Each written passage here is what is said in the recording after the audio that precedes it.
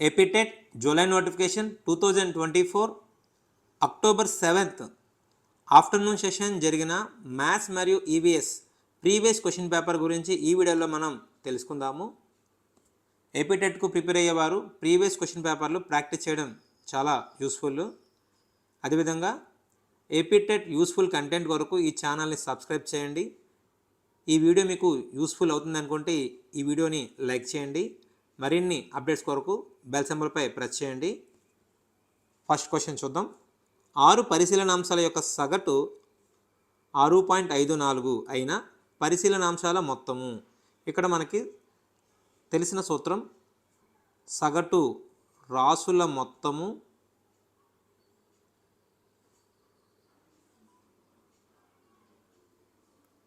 సగటు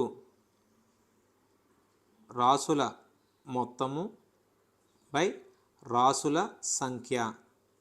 ఇక్కడ సగటు ఇచ్చాడు 6.54. అదేవిధంగా పరిశీలనాంశాల మొత్తం ఇది మనం కనుక్కోవాలి. సో రాసుల మొత్తము, రాసుల సంఖ్య 6. సో ఇక్కడ 6 అనేది భాగిస్తుంది. ఇక్కడ రాసుల సంఖ్య 6, ఈ 6 అనేది ఇక్కడ భాగిస్తుంది, ఎడమ వైపుకి వెళ్తే గుణిస్తుంది. సో ఈ రెండింటిని గురించిగా వచ్చే ఆన్సరే మనకి కావాల్సిన answer. So 6.54 into 6, 6 4 24, 6 5 30 plus 2 32, 6 6 36 plus 3 39. So మనకి 2 స్థానాల తర్వాత డెసిమల్ ఉంది, 2 స్థానాలతో డెసిమల్ పెడితే 39.24 అనేది ఆన్సర్ అవుతుంది. సో నెక్స్ట్ ఎక్స్ డిగ్రీ యొక్క పూరక కోణము. ముందుగా పూరక కోణం అంటే ఏంటో మనకి తెలియాలి. పూరక కోణం అంటే ఏదైనా 2 కోణాలను కలిపితే 90 డిగ్రీలు వస్తే ఆ 2 కోణాలని కూడా పూరక కోణాలు అంటారు. ఫర్ ఎగ్జాంపుల్ ఇక్కడ 10 అనుకోండి, ఇది 80 అవుతుంది. ఈ 80 ఎలా వస్తుంది? 90లో నుంచి 10 తీస్తే 80 వస్తుంది. అదేవిధంగా ఒక కోణం ఎక్స్, ఇంకో కోణం తెలియదు, కానీ 2 కోణాలు మొత్తం 90 డిగ్రీలు. మరి ఇక్కడ మనకి కోణం తెలియాలంటే 90లో నుంచి ఎక్స్ను తీసేయాలి. సో 90 డిగ్రీలో మైనస్ ఎక్స్ డిగ్రీస్, ఆప్షన్ 1 అనేది రైట్ ఆన్సర్. సో ఏదైనా 2 కోణాలు మొత్తము 90 డిగ్రీలు అయితే ఆ 2 కోణాలను పూరక కోణాలు అంటారు. ఇక్కడ 10, 80 ఈ 2 కూడా పూరక కోణాలు ఉదాహరణకి. అదేవిధంగా ఎక్స్ డిగ్రీ ఒక పూరకోణం అయితే మరొక కోణము ఏంటి, పూరకోణం ఏంటి అంటే 90లో నుంచి 10 తీస్తే 80 వస్తుంది, 90లో నుంచి ఎక్స్ తీస్తే 90 మైనస్ ఎక్స్, అప్పుడు ఈ 2 కలిపితే 90 వస్తుంది. సో ఆప్షన్ 1 అనేది రైట్ ఆన్సర్. నెక్స్ట్ ఒక క్రమ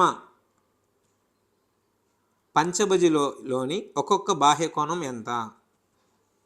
మనకి క్రమ బహుభుజి యొక్క బాహ్య కోణము 360 డిగ్రీలు. క్రమ బహుభుజి యొక్క బాహ్య కోణము 360 డిగ్రీలు. ఇక్కడ పంచభుజి అన్నాడు కాబట్టి 360ని 5తో భాగిస్తే ఆన్సర్ వస్తుంది. 5 7 35. ఇక్కడ ఇంకా ఒకటి ఉంది, 10, 5 2 10. సో 72 డిగ్రీలు అనేది ఆన్సర్ అవుతుంది. చతురస్రం యొక్క వైశాల్యము 196 చదరపు సెంటీమీటర్లు. సో మనకి ఇదంతా వైశాల్యం అంతా కూడా ఎంత ఇచ్చారంటే 196. అయితే ఒక భుజం ఎంత? మనకి తెలిసిన సూత్రమే ఏ స్క్వేర్. వైశాల్యం సూత్రము ఏ స్క్వేర్. చతురస్రం యొక్క వైశాల్యం 196 అయినా దాని భుజం కావాలంటే ఏ = √196. సో 196 ఎప్పుడు వస్తుంది? 14ని 14 గుణిస్తే మనకి 14 square. So square root cancel అయిపోతే మనకి 14 మిగులుతుంది. సో ఆన్సర్ ఏంటంటే 14. సో టెట్కి ప్రిపేర్ అయ్యే వాళ్ళు 1 స్క్వేర్ నుంచి 30 స్క్వేర్ వరకు ఒకసారి ప్రిపేర్ అయ్యి వెళ్తే మీకు కొంచెం ఈజీగా వర్గమూలం అనేది మీరు సులభంగా కనుగొగలరు. నెక్స్ట్ 3/4ను పొందుటకు 2/3కు 4/5 రెట్లు కలిగిన సంఖ్యకు కలపవలసిన సంఖ్య. ఇక్కడ 3/4 పొందుటకు అంటే 3/4 ఆన్సర్ రావాలి. అలాగే 2/3కు 4/5 రెట్లు అంటే 2/3కు 4/5 రెట్లు కలిగిన సంఖ్యకు కలపవలసిన సంఖ్య అంటే ఒక సంఖ్యను కలిపితే ఇది వచ్చేస్తుంది. సెంటెన్స్ ఫార్మేషన్ చేస్తాము. 3/4ను పొందుటకు 2/3కు 4/5 రెట్లు అంటే ఈ సంఖ్యకు 4/5 రెట్లు ఉన్న సంఖ్యకు కలపవలసిన సంఖ్య అంటే ఈ రెండిటి లబ్ధానికి ఒక సంఖ్య కలిపితే 3/4 వస్తుంది. అయితే మనకు కావాల్సిన ఏ సంఖ్య కలిపితే వస్తుంది 3/4. అప్పుడు ఈ రెండింటిని గుణించాలి. లవం లవం హారం హారం 2 4 8 3 5 15 plus X is equal to 3/4. X is equal to 3/4 minus 8/15. 15 4 60. ఇక్కడ 4 15 60, 15 3 45, 15 4 60, 4 8 32. ఆన్సర్ చూస్తే 5లో 2 తీస్తే 1, 4లో 3 తీస్తే 5లో 2 తీస్తే 3, 4లో 3 తీస్తే 1. 13/60 అనేది ఆన్సర్ అవుతుంది. ఆప్షన్ 4. నెక్స్ట్ 62.8 సెంటీమీటర్ల వృత్త పరిధి గల వృత్తాకార ప్లేటు యొక్క వ్యాసార్థము.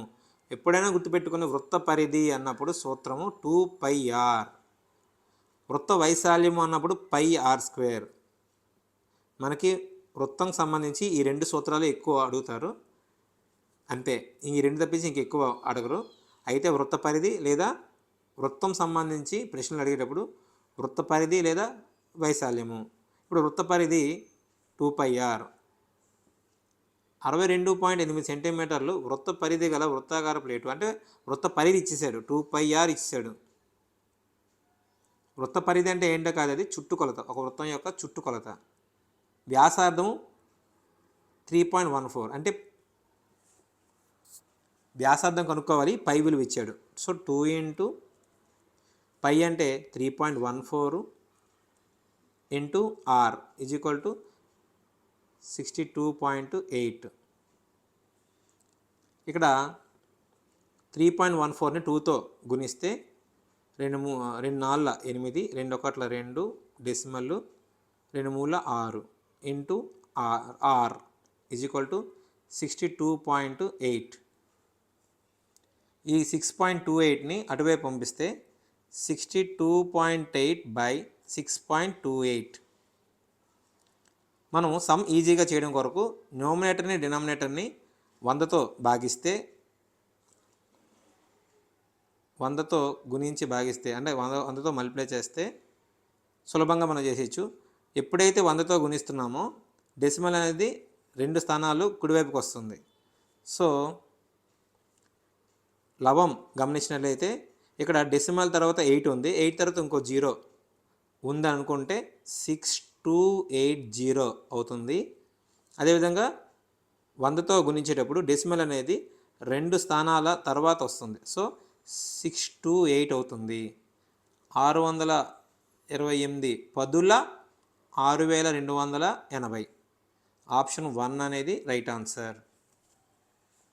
సో ఇక్కడ మనం సులభంగా డెసిమల్స్ కన్ఫ్యూజన్ లేకుండా ఉండడం కోసము లవాన్ని హారాన్ని 100తో గుణించడం జరిగింది. ఇది చాలా ఈజీ ప్రశ్న. ఇది భుజాల సంఖ్య బహుభుజి పేరు. సో షడ్భుజి అంటే 6 భుజాలు, సప్తభుజి అంటే 7 భుజాలు, అష్టభుజి అంటే 8 భుజాలు, పంచభుజి అంటే 5 భుజాలు. సో ఆప్షన్ కరెక్ట్గా ఏదైతే ఉందో అది పెట్టాలి. నెక్స్ట్ ఒక స్తూపాకార స్తంభం యొక్క వ్యాసార్థము 7 అంగుళాలు, ఎత్తు 8 అంగుళాలు అయిన ఆ స్తంభం యొక్క ఘనపరిమాణము. సో స్తూపం యొక్క ఘనపరిమాణానికి సూత్రము πr² r square h. Pi r square h గుర్తుపెట్టుకోండి. సో ఘనపరిమాణం సూత్రం కావాలనుకుంటే ఈ మొత్తం ఇదంతా కూడా ఘనపరిమాణం అవుతుంది కాబట్టి దీని యొక్క వైశాల్యము పై ఆర్ స్క్వేరు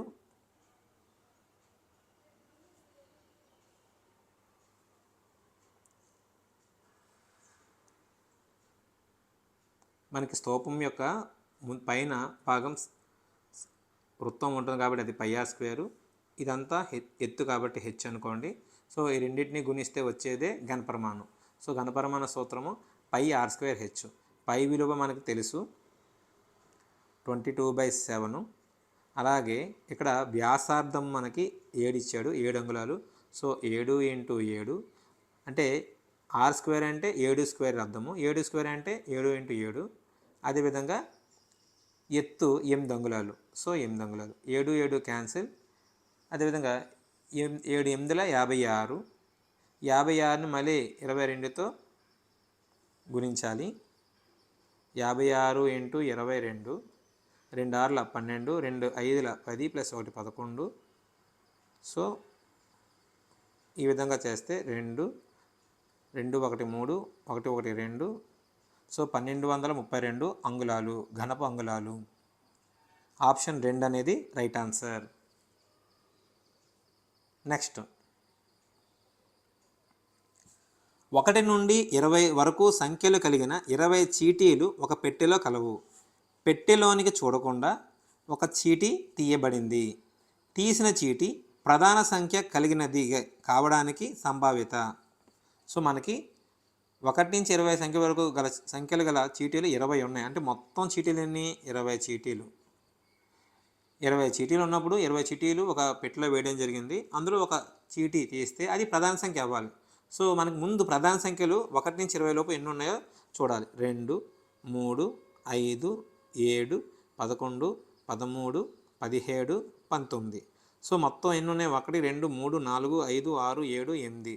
సో మనం తీసే అవకాశం ఉన్నవేంటి? 8 అవకాశాలు ఉన్నాయి. సో ఒక చీటీ మనం తీస్తే అది ప్రధాన సంఖ్య అవ్వడానికి అవకాశాలు 8 ఉన్నాయి. సో 8/20 ఆప్షన్స్లో ఎక్కడ 8/20 లేదు, క్యాన్సిల్ చేయాలి.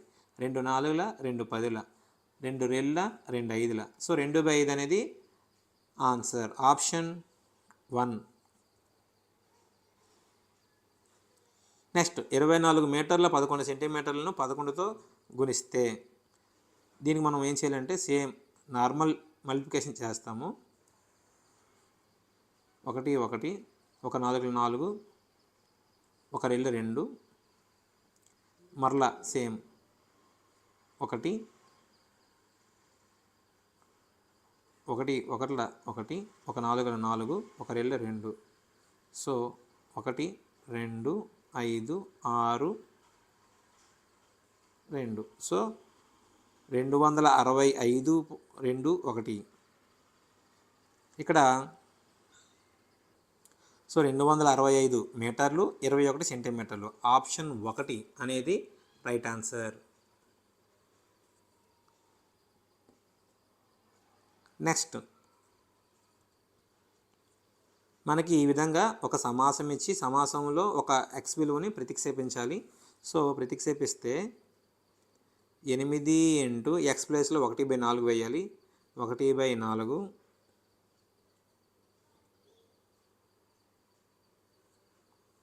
8 × 1/4 ప్లస్ 5 12 1/4 ప్లస్ 3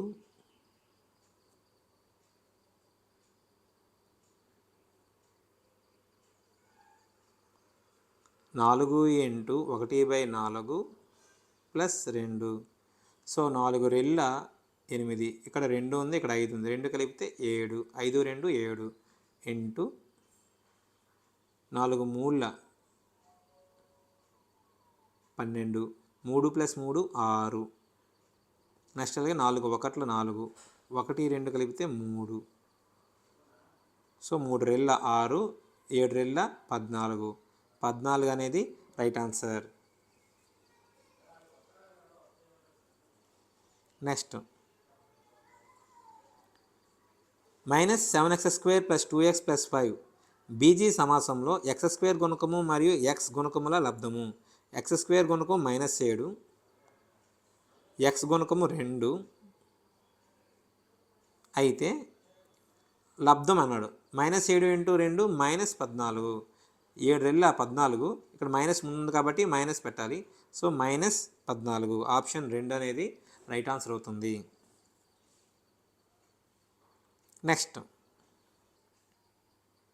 నెక్స్ట్ పక్క పటకం ఒక సమాంతర చతుర్భుజము అయిన x + y + z విలువ. సమాంతర చతుర్భుజంలో ఎదురెదురు కోణాలు సమానము. సో ఇక్కడ 80 డిగ్రీలు అయితే y కూడా 80 డిగ్రీలు. ఇక్కడ మీకు y విలువ y కోణము 80 డిగ్రీలు. ఇక్కడ ఇది 80 డిగ్రీలు అయితే ఇది ఒక సరళ కోణంలో ఉంది. x y కలిపితే అంటే మొత్తం 180 డిగ్రీలు. ఇది 80 డిగ్రీలు అయితే ఇది 100 డిగ్రీలు. x = 100 డిగ్రీలు. యాంగిల్ x ఎంతైతే ఉంటుందో యాంగిల్ z అంతే ఉంటుంది. ఎందుకంటే ఇది ఒక తిర్యగ్రేఖ కనుక x కోణం అనేది z కోణంకి సమానము. సో x 100 అయితే z కూడా 100 అవుతుంది. సింపుల్. First point y కోణము. సమాంతర చతుర్భుజంలో ఎదురెదురు కోణాలు సమానం. ఇది 80 అయితే ఇది కూడా 80. అదేవిధంగా ఒక తిర్యగ్రేఖ రెండు సమాంతర రేఖలను ఖండించినప్పుడు ఈ విధంగా మనకి కోణాలు ఏర్పడతాయి. సో ఎక్స్ జెడ్ కోణం యొక్క విలువ అనేది సమానంగా ఉంటుంది. సో ఎక్స్ కోణం ఎంతైతే ఉంటుందో జెడ్ కోణం కూడా అంతే. అలాగే ఎక్స్ మరియు వై రెండు కలిపితే సరళ కోణం అంటే ఇది ఒక 180 డిగ్రీలు. ఇది 80 డిగ్రీలు కాబట్టి ఇది 100 డిగ్రీలు. ఇది 100 డిగ్రీలు కాబట్టి ఇది కూడా 100 డిగ్రీలు. సో మొత్తం అంతా కలిపితే 280 డిగ్రీలు రైట్ ఆన్సర్ అవుతుంది. Next a value b value c value అయితే ఈ వీటిలోని ఏ సూత్రం పనిచేస్తుంది. ముందు ఏ చూద్దాం. ఏ = 5, 3, 8. 8లో నుంచి -9 తీస్తే -1. 5, 3, 8, -2, -7, -9. సో 9 - 8 - 9 -1. అలాగే బి విలువ 6, 6, 12, -7, -2, -9, -9, -1, -10. సో బి విలువ 2. సి విలువ 6, -5, -1, -6, 6 - 6 0. సో ఇక్కడ గమనించినట్లయితే అన్నిటికంటే పెద్ద విలువ బి, బి తర్వాత సి, సి తర్వాత ఏ. ఎందుకంటే -1తో పోలిస్తే 0 పెద్దది. సో బి అనేది పెద్దది కాబట్టి బి రాయాలి. బి తర్వాత పెద్దది సి, సి తర్వాత పెద్దది ఏ. సో బి > సి > ఏ అనేది రైట్ ఆన్సర్. నెక్స్ట్ దత్తాంశం అని ఇచ్చి మనకి కొంత విలువ ఇవ్వడం జరిగింది. కొన్ని విలువలు యొక్క మధ్యగతము. సో ఈ దత్తాంశాన్ని ముందు మనము ఆరోహణ క్రమంలో రాయాలి. ముందుగా 1.02, 1.03, తర్వాత 1.06,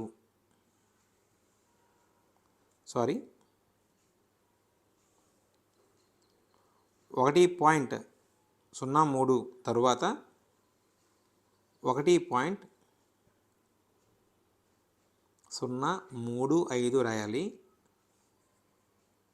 తర్వాత ఎందుకంటే ఇక్కడ 1.02 అన్నా 1.020 అన్నా సరే ఒకటే. సో ఆ విధంగా చూసుకుంటే 1.020, 1.030, 1.035, తర్వాత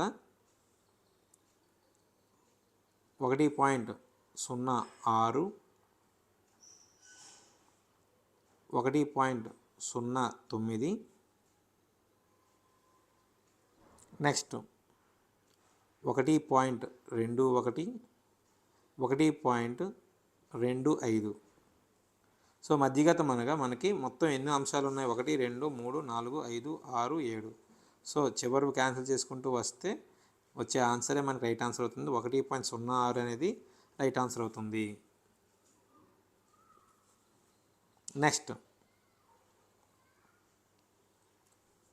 ఒక నగర జనాభా 10,000. నగర జనాభా పెరుగుదల రేటు సంవత్సరానికి 5% అయితే 2 సంవత్సరాల తర్వాత నగర జనాభా. దీనికి మనము చాలా రకాలుగా చేయొచ్చు. సింపుల్ వే ఏంటంటే, నాన్ మ్యాథ్స్ వాళ్ళకి అందరికీ కూడా ఈజీ ఏంటంటే, కొంచెం లేట్ అయినా సరే మనము 5% చొప్పున లెక్కెట్టుకుంటే ఈజీ. 10,000కి 5% కడితే 0 cancel 0 cancel 0 cancel 0 cancel 5 × 100 500. So పెరిగిందంత 500 అవుతుంది. సో ఈ 500కి ఒక సంవత్సరం తర్వాత ఎంత పెరిగారు? 500 పెరిగారు కాబట్టి 10,500. ఇప్పుడు ఈ 10,500కి మరలా మనం కట్టాలి. 10,500 ఇంటూ 5% పెరిగారు కాబట్టి మళ్ళీ 5/100. 0 క్యాన్సిల్ 0 క్యాన్సిల్ 0 క్యాన్సిల్ 0 క్యాన్సిల్ 5 5ల 25, 5 0 0 ప్లస్ 2 5 1ల 5 525. సో 10,500కి 525 కలిపితే ఆన్సర్ వస్తుంది 5 2 5 5 10 1. సో 11,025. ఆప్షన్ 1 అనేది రైట్ ఆన్సర్.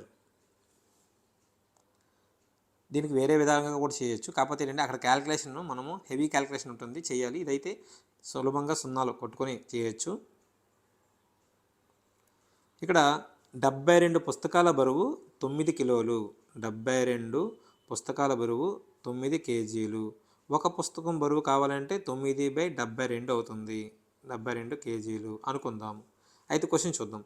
72 పుస్తకాల బరువు 9 కిలోలు. అటువంటి 40 పుస్తకాల బరువు 72 పుస్తకాల బరువు 9 కేజీలు అయితే ఒక పుస్తకం బరువు 9/72 కేజీలు అవుతుంది. అంటే 1/8 కేజీలు అవుతుంది. సో 1 కేజీ పుస్తకం బరువు 1/8 కేజీ అవుతుంది. 40 పుస్తకాలు అన్నప్పుడు 40ని 1/8తో గుణించాలి. 8 1ల 8 5ల. సో 5 కేజీలు అనేది right answer.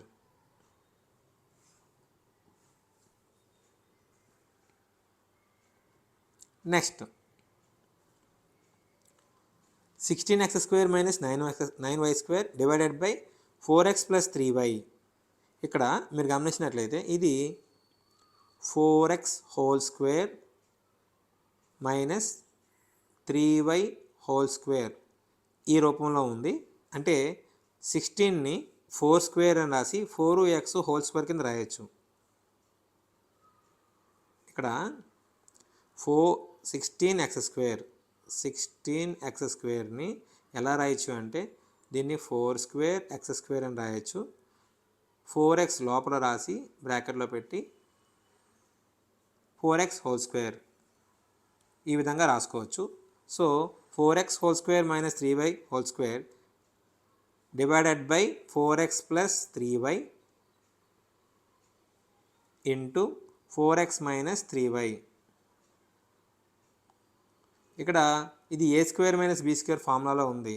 So 4x + 3y into 4x - 3y by 4x + 3y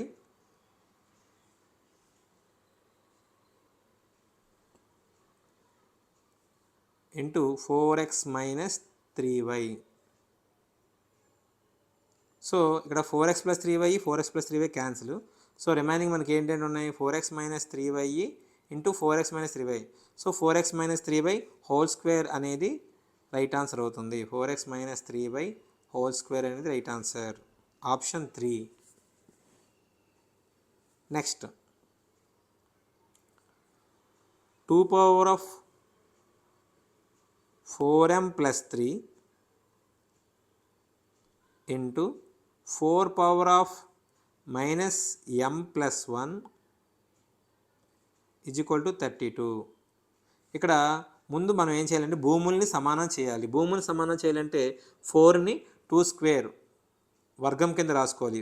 4ని 2 యొక్క వర్గం కింద రాసుకోవాలి. అప్పుడు ఏమవుతుందంటే 2^4m + 3 into 2 square whole power of -m plus 1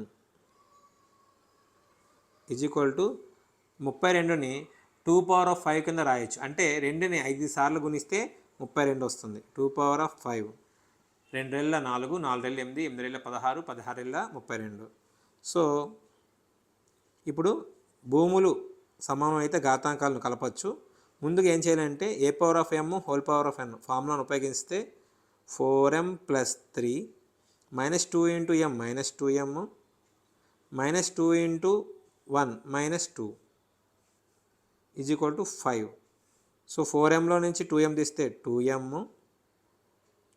3లో నుంచి 2 తీస్తే 1 ఈజ్ ఈక్వల్ టు 5. ఇప్పుడు 2m plus 1 is equal to 5. ఈ 1ని అటువైపు తీసుకెళ్తే -1 అవుతుంది. So 2m is equal to 5 minus 1. 2m is equal to 4.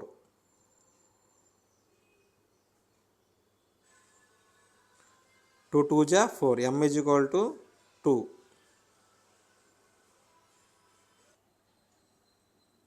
So next -1/3 -2/9 మరియు -5/3ల ఆరోహణ క్రమము. ముందుగా మనం ఏం చేయాలంటే 3కి 9కి ఎల్సిఎం చేస్తే 9 వస్తుంది. 3కి 9కి ఎల్సిఎం చేస్తే 3 1ల 3 3ల. సో ఎల్సిఎం అనేది 9 వస్తుంది. సో ఎల్సిఎం ముందు మనం 9 కింద మార్చుకుంటే -1/3ను మనం 9 లవము హారము 9 వచ్చే విధంగా సెట్ చేయాలి. హారము సో 3/3 అవుతుంది. అదేవిధంగా -2/9 ఏం మార్చవలసిన లేదు, ఎందుకంటే అక్కడ ఆల్రెడీ హారం 9 ఉంది. అదేవిధంగా -5/3ని హారం 9 రావాలంటే లవాన్ని హారాన్ని కూడా 3/3తో గుణించాలి. సో -1/9 -2/9 -15/9. ఈ విధంగా చేసిన తర్వాత మనకి అన్నిటికంటే చిన్నది ఏమవుతుందంటే -15/9 అవుతుంది. తర్వాత -3/9 -2/9 -15/9 తర్వాత -3/9 ఆరోహణ క్రమం రాసినప్పుడు -2/9 ఇలా రాసినప్పుడు సో -15/9 అంటే అది ఏ విధంగా వచ్చింది, -5/3ని గుణించడం వల్ల వచ్చింది. సో ఇక్కడ ఫస్ట్లో ఉంది. అదేవిధంగా -3/9 ఎక్కడ ఉంది, ఇక్కడ -3/9 లేదు. కానీ -3/9 ఎలా వచ్చింది, 1/3ని 3/3తో గుణించడం వల్ల వచ్చింది. సో ఆప్షన్ 1 అనేది రైట్ ఆన్సర్. సమబాహు త్రిభుజం యొక్క కర్ణాల సంఖ్య. సో సమబాహు త్రిభుజమే కాదు, ఏ త్రిభుజంలో కూడా కర్ణాలు అనేవి ఉండవు. సో ఆప్షన్ 1 0 అనేది రైట్ ఆన్సర్. అదేవిధంగా క్రింది వానిలో సజాతి భిన్నాలు. సో సజాతి భిన్నం అంటే హారాలన్నీ కూడా ఒకే విధంగా ఉండాలి, ఒకే సంఖ్య కలిగి ఉంటే వాటిని హారాలన్నీ ఒకే సంఖ్య కలిగి ఉంటే వాటిని సజాతి భిన్నాలు అంటారు. సో ఇక్కడ హారాలు వేరుగా ఉన్నాయి, ఇక్కడ హారాలు వేరుగా ఉన్నాయి, ఇక్కడ హారాలు వేరుగా ఉన్నాయి. ఆప్షన్ 3 2/3 7/3 19/3 14/3. సో నెక్స్ట్ 5 అంకెల అతిపెద్ద సంఖ్య యొక్క పూర్వ సంఖ్య. 5 అంకెల అతిపెద్ద సంఖ్య ఏమవుతుంది, 99,999. దానికి ముందు సంఖ్య ఏమవుతుంది, 99,998 అవుతుంది. నెక్స్ట్ అదేవిధంగా 4 అంకెల అతిపెద్ద సరి సంఖ్యల మొత్తము. 4 అంకెల పెద్ద సంఖ్య 9,999. కానీ ఏమడిగాడు, 4 అంకెల అతిపెద్ద సరి సంఖ్య, దీనికి కూడా ముందు నెంబర్ అవుతుంది, అంటే 9,998. సో ఈ రెండింటిని కలపాలి. 8 8 16, 9 9 18, 1 19, 9 1 10, 9 19, 9 1 10,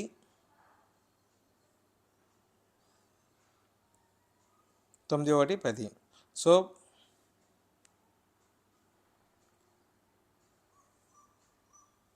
సో ఆప్షన్ 4 అనేది రైట్ ఆన్సర్ అవుతుంది. నెక్స్ట్, ఒక దుకాణదారుడు తను ఒక వస్తువు వెలను కొన్న వెలపై 50% పెంచాడు. అతను 20% లాభం పొందాలంటే ఇవ్వవలసిన రుసుము శాతం ఎంత? అయితే ఇక్కడ మనం క్వశ్చన్ని అర్థం చేసుకుంటే, ఒక దుకాణదారుడు తను ఒక వస్తువు వెలను కొన్న వెలపై 50% పెంచాడు. అతను 20% లాభం పొందాలంటే ఇవ్వవలసిన రుసుము శాతం ఎంత, అంటే డిస్కౌంట్ ఎంత అవ్వచ్చు? అంటే 50% పెంచాడు, పెంచిన తర్వాత మళ్ళీ 20% ప్రాఫిట్ పొందాలంటే ఇవ్వవలసిన డిస్కౌంట్ శాతం ఎంత, అంటే డిస్కౌంట్ మళ్ళీ ఇచ్చాడు. పెంచిన తర్వాత మళ్ళీ డిస్కౌంట్ ఇస్తే ఎంత శాతము డిస్కౌంట్ ఇవ్వాలి? 20% ప్రాఫిట్ రావాలి అంటే ఎంత శాతము డిస్కౌంట్ ఇవ్వాలి? దీనికి మనం సింపుల్గా ఒక 100 రూపాయలతో చేద్దాము. 100 రూపాయలకి 50% పెంచాడు అంటే ఏమైంది? 50% అంటే 150. మామూలుగా మనం 50% అనుకుంటే 10×5 = 50. సో 150 అయ్యింది. సో 50% పెంచడం జరిగింది. సో 20% లాభం రావాలి అంటే ఇవ్వవలసిన రుసుము శాతం ఎంత? ఇక్కడ సింపుల్ టెక్నిక్ ఏంటంటే, 150 రూపాయలు ప్రజెంట్ 50% పెంచాడు. అసలు కొన్న వేళ 100 రూపాయలు కాబట్టి 20% లాభం వస్తే చాలు, అంటే 120 రూపాయలు, అంటే 20 రూపాయలు ఎక్స్ట్రా వస్తే చాలు. కానీ ఇప్పుడు ప్రజెంట్ 150కి ఒక 30 రూపాయలు తగ్గించి ఇచ్చాడు. అంటే 150 రూపాయలు 30 రూపాయలు డిస్కౌంట్ అంటే ఎంత? 150 రూపాయలకి నెక్స్ట్, క్రింది నిరూపణలలో ధృవీకరణ ప్రక్రియకు చెందినవి. నీత నిరూపణలు, అనియత నిరూపణలు, దృశ్య నిరూపణలు, ఈ 3 కూడా ధృవీకరణ ప్రక్రియకు చెందినవి. ఆప్షన్ 3 అనేది రైట్ ఆన్సర్. కింది వానిలో సంశ్లేషణ పద్ధతికి సంబంధించినది.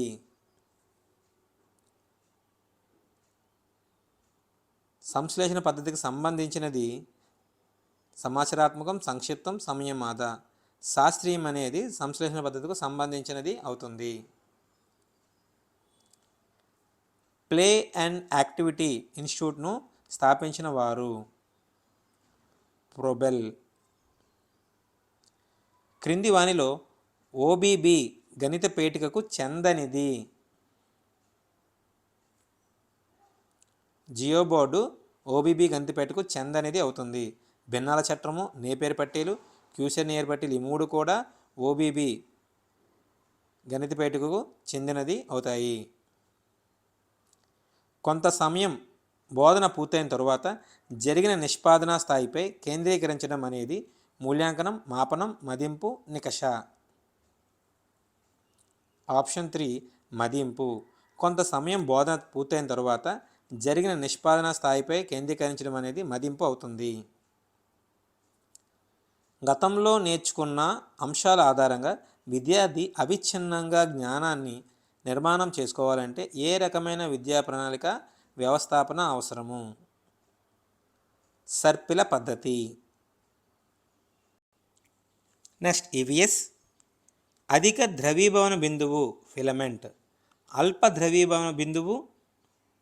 ఇక్కడ మనకి ఈ యొక్క క్వశ్చన్లో సరైన సమాధానం ఫ్యూజ్, అనుసంధాన తెగలు, హీటింగ్ ఎలిమెంట్, స్విచ్.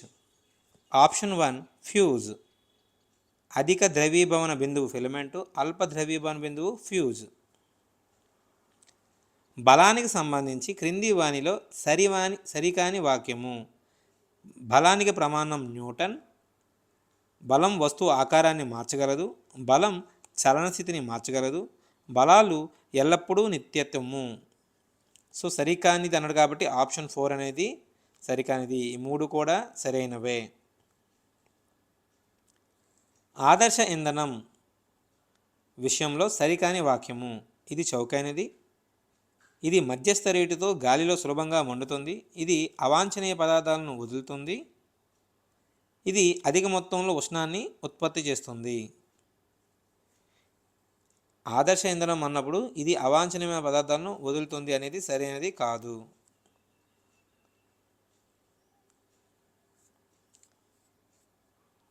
క్రింది వానిలో మెరుపుల నుండి భద్రతకు సంబంధించి సరైనది. గొడుగులను ఉపయోగించడము, పొడవాటి వృక్షాల క్రింద ఆశ్రయం పొందడము, పార్కులలో ఆశ్రయం పొందడము, మూయబడిన వాహనంలో కూర్చోవడము. ఆప్షన్ 4 మూయబడిన వాహనంలో కూర్చోవడం.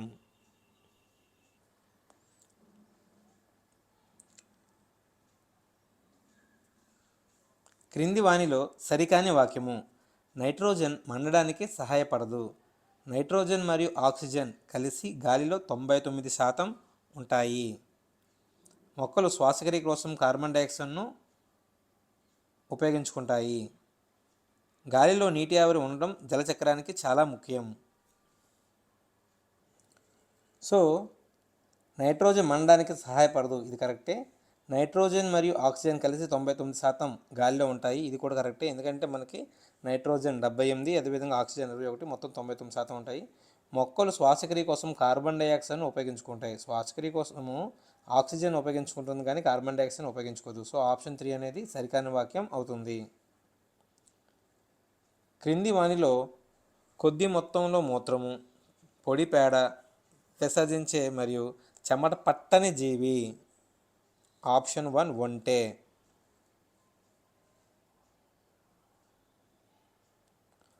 ఆహార పదార్థాలను నిల్వ చేయుటకు వినియోగించే రసాయనాలు. Sodium benzoate, sodium bicarbonate, sodium metabisulphite, sodium hypochlorite. Sodium benzoate, sodium metabisulphite, sodium metabisulphite ఈ రెండు కూడా నిల్వ చేయడానికి ఉపయోగిస్తారు.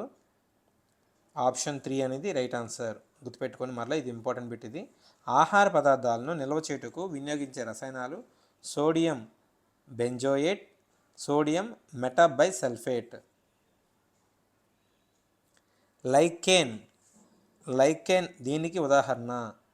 పూతికాహారి, సహజీవనము, పరపోషకము, స్వయం పోషకము. సహజీవనము. లైకేను సహజీవనంకు ఉదాహరణ. యూరోక్రోమ్ను ఉత్పత్తి చేయు అవయవము. పెద్దపేగు, మూత్రపిండము, కాలేయము, చర్మము. కాలేయం. యూరోక్రోమ్ను ఉత్పత్తి చేయు అవయవము కాలేయం. మురుగునీటిలో అకర్బన మలినాలు. కలుపు సంహారకాలు, పురుగుమందులు, లోహాలు, నైట్రేట్లు. లోహాలు, నైట్రేట్లు. ఆప్షన్ 3 మురుగునీటిలో అకర్బన మలినాలు, లోహాలు, నైట్రేట్లు. సైనికులు దేశాన్ని శత్రువుల నుండి కాపాడుతున్నట్లే వీరు మనల్ని వ్యాధుల నుండి కాపాడుతారు. ఆప్షన్ 3 పారిశుద్ధ్య కార్మికులు. ఈ ప్రాంతం ఆంధ్ర కాశ్మీర్గా పేరు పొందినది. Lambasingi, Araku, Horsley hills, Maredumilli. లంబసింగి ఆంధ్ర కాశ్మీర్గా పేరు పొందింది. వత్స మహాజానపదం రాజధాని కౌశాంబి. వత్స మహాజానపదం రాజధాని కౌశాంబి.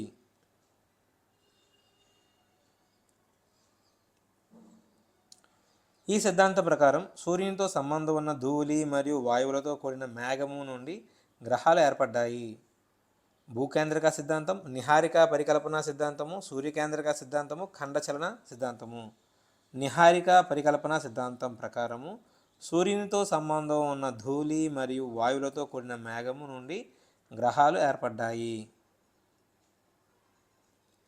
కృష్ణా నది ఉపనదులకు సంబంధించి భిన్నంగా ఉన్న దానిని గుర్తించండి.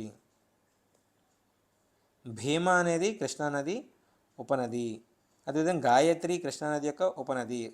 కోయన అనేది కృష్ణానది యొక్క ఉపనది.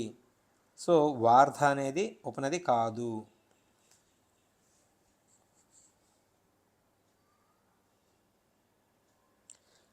జీవనభృతి పొందే హక్కు జీవించే హక్కులో ఒక భాగం అని పేర్కొన్న సుప్రీంకోర్టు తీర్పు. వాల్గా టెల్లిస్ వెసెస్ బాంబే మున్సిపల్ కార్పొరేషన్ తీర్పు. వాల్గా టెల్లిస్ వెసెస్ బాంబే మున్సిపల్ కార్పొరేషన్ తీర్పు.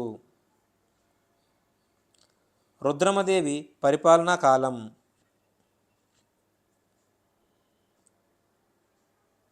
1262 నుంచి 1289 క్రీస్తు శకము 1262 నుంచి 1289. సహజ వాతావరణం మాత్రమే సృజనాత్మక అభ్యసనాన్ని ప్రోత్సహిస్తుంది అని భావించిన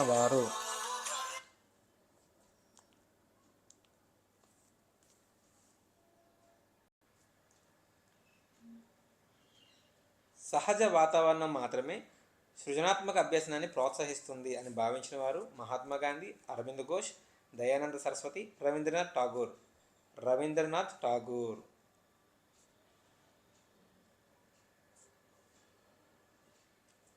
భారత జాతీయ చిహ్నం 4 సింహాల గుర్తును అధికారికంగా గుర్తించిన రోజు జనవరి 20, 1950, జనవరి 26, 1950, జనవరి 24, 1950, జనవరి 22, 1950. ఆప్షన్ 2 జనవరి 26, 1950. సాంఘిక ఆధ్యాత్మిక కార్యక్రమాల కోసం అన్ని వర్గాల ప్రజలు సమావేశమవడానికి నామ్ఘర్లను ప్రారంభించిన వారు శంకరదేవుడు, చైతన్య మహాప్రభు, నామ్దేవ్, గురునానక్. ఆప్షన్ 1 శంకరదేవుడు.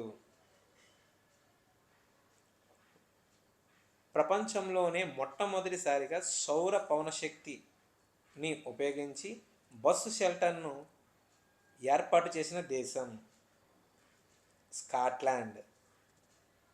సౌర పవనశక్తిని ఉపయోగించి బస్సు షెల్టర్ను ఏర్పాటు చేసిన దేశము స్కాట్లాండ్. సింధు లోయ నాగరికతకు సంబంధించి సరైన అంశాలు గుర్తించండి. పశువులు, మేకలు, పందులు, గుర్రాలు, కుక్కలు మరియు గాడిదలను వీరు పెంచేవారు. ఇది కరెక్టే. పత్తిని మొట్టమొదటి పండించింది కూడా వీరే. అరేబియా సముద్రంలో లోథాల్ నౌకాశ్రయం ద్వారా వీరు వ్యాపారం చేసేవారు. సో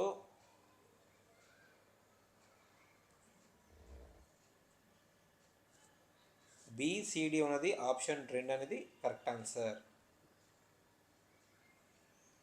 బాలల ఉచిత నిర్బంధ విద్యా హక్కు చట్టాన్ని భారత పార్లమెంట్ ఆమోదించిన సంవత్సరం 2009.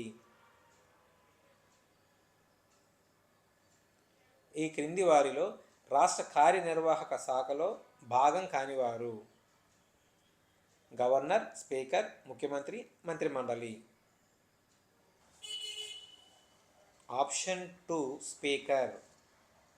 రాష్ట్ర కార్యనిర్వాహక శాఖలో గవర్నరు, ముఖ్యమంత్రి, మంత్రిమండలి ఈ ముగ్గురు కూడా ఉండడం జరుగుతుంది.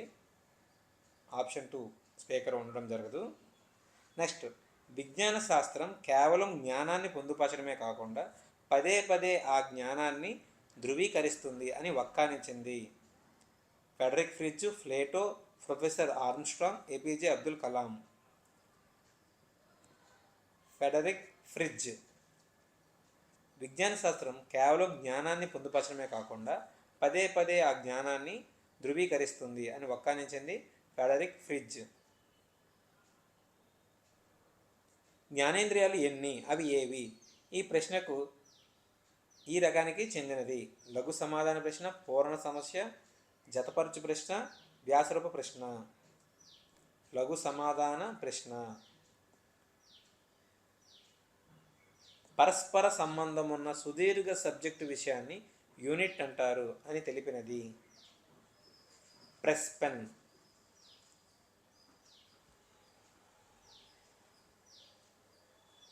విద్యార్థి బోధనాభ్యసన ప్రక్రియ ద్వారా నేర్చుకున్న మొత్తం అంశాలను పరీక్షించే మూల్యాంకనము సంగ్రహణాత్మక మూల్యాంకనం.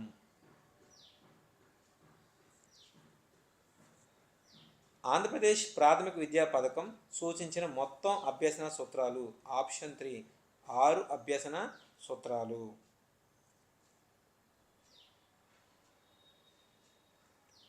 ప్రభుత్వ నిర్మాణ క్రమాన్ని, నిర్వహణ విధానాన్ని ఈ చార్ట్ ద్వారా చక్కగా ప్రదర్శించవచ్చు. స్ట్రీమ్ చార్ట్, వంశవృక్ష చార్ట్, వ్యవస్థా క్రమ చార్ట్, విధాన చార్ట్. ఆప్షన్ 3 వ్యవస్థా క్రమ చార్ట్. సో ఈ వీడియో మీకు ఉపయోగపడుతుందని ఆశిస్తున్నాను. మరిన్ని వీడియోస్ కోసం ఈ ఛానల్ని సబ్స్క్రైబ్ చేయండి, ఈ వీడియోని లైక్ చేయండి. Thanks for watching.